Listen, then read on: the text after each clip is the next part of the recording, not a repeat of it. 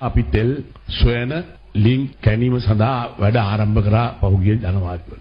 අපි ගිවිසුමේ තියෙනවා තෙල් ලැබුණොත්, ගෑස් ලැබුණොත් සතියක් ඇතුළත වහාම දන්නන්න ඕන කියලා. ඒ අනුව ඔවුන් මට දන්නලා තියෙනවා අද අපිට විශාල ගෑස් නිදියක් අපේ මුදුපතුලෙන් අපිට ලැබුණයි. මම හිතුවා ඒක නුවරදි තමයි ශ්‍රී දළදා වහන්සේ ඉදිරිපිට ඒ ආශිර්වාදයත් එක්ක ඒ ප්‍රකාශ කරනවා නම් වඩා හොඳයි කියලා. බැංකුව හොරකම් කරා. දැන් අපි බැංකු මංකොල්ල කාර්යෝ ඔක්කොම අධිකරණයට ගේනවා.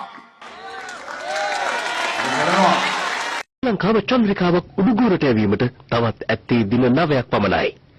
මේ මාස 22 වෙනිදා චීනයේ සී චැන් චන්ද්‍රිකා කක්ෂගත කරන මධ්‍යස්ථානයෙන් සුප්‍රීම් සැට් 1 චන්ද්‍රිකාව අභ්‍යවකාශගත කිරීමට නියමිතයි. ඩොලර් මිලියන 320ක වටිනාකමක් දරන මෙම ඓතිහාසික ව්‍යාපෘතියේ නිර්මාතෘ හා නියමුවාගෙන්ම ව්‍යාපෘතියේ ආරම්භය පිළිබඳව අප විමසා සිටියා. එන්න මට පොඩි කාලේ ඉඳන් විෂන් එකක් තිබ්බා කවුරුත් කරපු නැති දෙයක් ශ්‍රී ලංකාවට කරලා දෙන්න. සුප්‍රීම් ගෲප් කම්පැනි එක ඇවිල්ලා අවුරුදු දෙකකට විතර කලින් මෙන්න අපි මේ වගේ යමක් කරමු ලංකාව නම ස්පේස් වලට ගෙනියමු කියලා මට ඉතාම ආශාවක් තිබුණා. මම හැබැයි ස්පේස් ගැන අධ්‍යයනය කරන පුද්ගලයෙක් වශයෙන් මම ඒතවත් ස්ටඩි කරගෙන හිටියේ එංගලන්තේ මේ අභ්‍යවකාශ විද්‍යාව. මට ඉන්ට්‍රස්ට් එකක් ආවා ඇයි අපිට මේක කරන්න බැරි? අපි පොඩි රටක් ඇත්ත. මේ පොඩි වුණාට විශාල දෙයක් කරන්න පුළුවන්. මෙම චන්ද්‍රිකා ව්‍යාපෘතිය හරහා ශ්‍රී ලංකාවට සැලසෙන තවත් වාසි රැසක් තිබෙනවා. ඉන් ප්‍රධානතම දේ වන්නේ ශ්‍රී ලංකාවට අභ්‍යවකාශ දැනුම සම්ප්‍රේෂණය වන ආකාරයයි. සැටලයිට් ලොන්ච් එකට පමණක් නෙවෙයි. මේක යටතේ එන තව පොඩි ප්‍රොජෙක්ට්ස් තියෙනවා. ලංකාවේ ප්‍රථම ස්පේස් ඇකඩමි එක ඩෙවලොප් කරන්න. ඒකට ලංකාවේ ඉන්න එන්ජිනියර්ස්ලා ට්‍රේන් කරන මධ්‍යස්ථානයක් නිර්මාණය කරන්න බලාපොරොත්තු තියෙනවා. ඒකට ඒ වගේම අපේ ලංකාවේ ඉන්න ඉගෙන ගන්න කට්ටියන්ට මේ ඉන්ඩස්ට්‍රි ගැන වැඩි දැනුමක් නැහැ. දැනුමක් ලබා ගන්න අවස්ථාවක් තිබ්බට ඉදිරියට යන්න මගක් නැහැ. අපි මේ මග සලසන්න බලාපොරොත්තු වෙනවා. මෙම ව්‍යාපෘතියෙන් අපේ රටේ සම්පත් මෙන්ම වටිනා මානව සම්පතත් රට තුළම රඳවාගෙන රටට ප්‍රයෝජනයක් ගැනීමට හැකියාව ලැබෙනවා. අපි ගොඩක් බලාපොරොත්තු වෙන්නේ මේ ස්පේස් ඉන්ඩස්ට්‍රි එකේ බුද්ධි ගලණය නොවි ලංකාවේ තියාගන්න. ලංකාවේ කොච්චර දැනුවත් පුද්ගලයෝ ඉන්නවට බුද්ධි ගලණය සිදු වෙනවා. ඒ රටින් පිටවෙච්ච දැනුම ඥානය අපි නැවත ලංකාවට ගෙන්න ඕනේ. අපිට ලංකාවේ ඒ ඉන්ඩස්ට්‍රිය පටන් ගන්න නැතුව ලංකාවේ අපිට ඉන්ට්‍රොඩියුස් කරන්න නැතුව එන්න කියන්න බෑ ඇවිල්ලා මොනවා හරි කරන්න කියලා.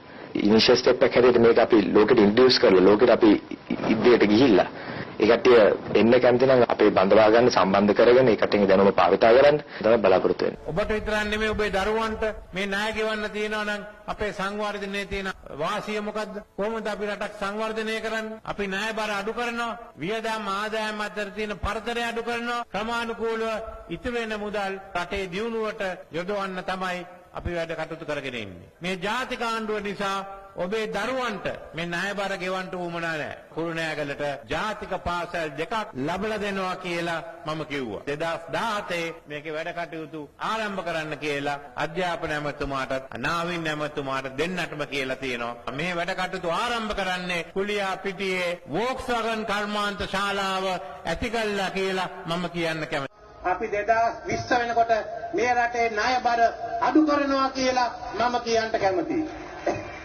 පරම්පරා ගණනාවකට මේ රාජපක්ෂ රෙජිමේ ණය ගෙවන්න උවමනා නැහැ.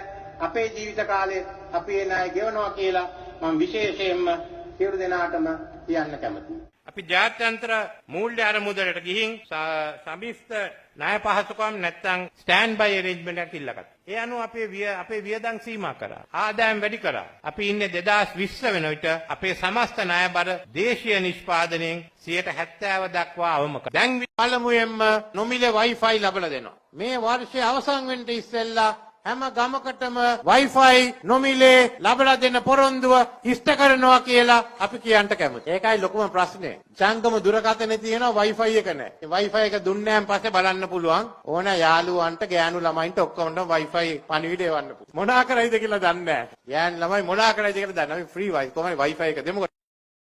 මේ රජය විදේශ බුද්ධ්‍යංශ විසින් ප්‍රහාරයක් එල්ල වෙනවා. ස්ථාන වේලාවල් දිනවල් කරන අයගේ ලිපිනයවල් දුරකථන නම්බර මේවා සියල්ලම ලබා දීලා තිබුණත් මේ රජයට බැරි වුණා ඒක නවත්තන්න. ඒ වගේම මේ සීදීන් වලට සම්බන්ධ වෙච්ච සියලු දෙනාම අපි අත්අඩංගුවට ගන්නවයි කියන එකත් අපි තහවුරු කරනවා. මට මේ රටේ නිවාස ප්‍රශ්න විසඳීම පිළිබඳව අලුත් පොරොන්දුවක් දෙන්න අවශ්‍ය නැහැ. ඒ මන්ද අපේ රජයේ ජාතික සැලැස්ම තුළ 2025 කියන්නේ වසර 10ක් ඇතුළත සැමට සෙවන ලබා දෙන්නට අපේ රජයේ අපතක වෙලා සිටිනවා. නිවාස හා ඉදිකිරීම අමාත්‍ය සජිත් ප්‍රේමදාස ඇමතිතුමා කියන්නේ හැම කම්කරුවෙකුටම නිවාසයක් දෙනවා කියලා අලුතෙන් පොරොන්දු වෙන්න ඕන නෑ. දැනටමත් ඔහු ඒ වැඩපිළිවෙල ආරම්භ කරලා කියලා. අපි බලන් ඉඳිමු එතුමා සෑම කම්කරුවෙකුටම නිවසක් ලබා දෙන්නේ. අද මම එනකොට නුවර ප්‍රදේශයේ ස්වාමින් වහන්සේ කෙනෙක් කතා කරලා කිව්වා බලන්නකෝ අර JVP කාරෝ ආණ්ඩුවක් ගත්තාම නුවර පෙරහැර නවත්තන්න යනවායි කියලා. මම හාමුදුරුවෝ යහුවා ඇත්තටම කවුද එහෙම කතාවක් කිව්වේ? ඒතකොට කිව්වා ජනතා විමුක්ති පෙරමුණ නැත්තම් NPP එක නියෝජනය කරන පාර්ලිමේන්තුවේ ඉන්න හරිනී අමරසූරිය මහත්මිය තමයි එහෙම කිව්වේ කියලා. මට පුදුම හිතුණා. මොකද්ද මේ කියන්නේ? මේ කියන්නේ අපේ ඓතිහාසික උරුමයන් පවා ඒගොල්ලෝ වෙනස් කරන්න කතා කරනවා. අලියතුන් යොදා ගන්න බැරිලු ඊට පස්සේ ඒගොල්ලෝගේ ආණ්ඩුවක් ඇත්තේ පෙරහැර කරන්න. ඒ වගේම ඒකට කාලේ නාස්ති කරන්න බැරිලු. ඊට වඩා වැඩ තියනවලු කරන්න. පුදුම කතාවක් නේ. මිත්‍රයනි මෙහෙම මානසික රෝගීන් කණ්ඩායමක් තමයි ඊළඟ ජනාධිපතිවරයා වෙන්න කතා කරන්නේ. දැනට ලැබිලා තිබෙන පැමිණිලි පිළිබඳවත් අපි කරුණු විමසා සිටියා. ඒ අනුව අපට පැහැදිලිව පේනවා ඒ දැනට ඉදිරිපත් කළ තියෙන පැමිණිලි වලින් සාතිශය බහුතරය සාෆි නැමැති වෛද්‍යවරයා ඒ ශල්‍ය කර්මය කරගත්තාට පස්සේ Tamanට දරුඵල ලැබුණේ නැහැ, දරුවෝ ලැබුණේ නැහැ කියන චෝදනාව තමයි අතිශය බහුතරයක් මවුරු මේ වන විට 300කට අධික ප්‍රමාණයක් පැමිණිලි කරලා තියෙනවා. ඒ චෝදනාව තමයි මේ මවුරුන්ගේ අතිශය බහුතරයක තියෙන්නේ.